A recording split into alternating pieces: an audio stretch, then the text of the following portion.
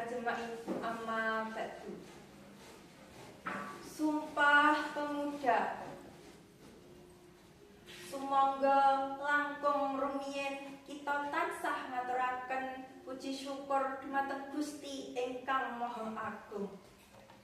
Awet saking kemirahanipun kita sedaya tesih dipun paringi kesehatan saha kasarasan sehingga kita sedaya saged wonten ing papan menika tanpa alangan setunggal menapa.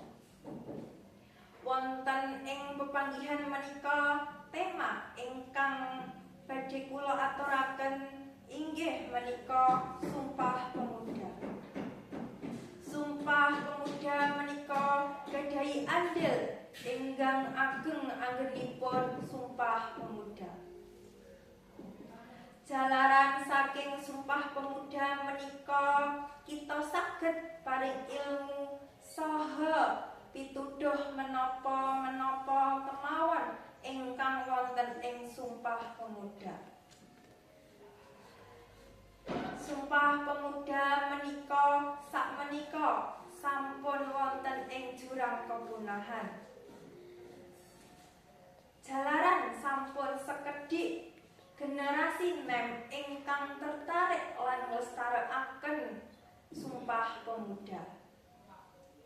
Sumpah Pemuda ingkang badhe ical dipun slametaken kanthi peran saking sekolah ingkang saged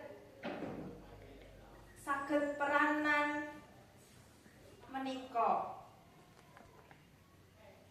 Mugi-mugi pendidikan Sumpah Pemuda menika generasi nem saged paring saha Sumpah Pemuda menika.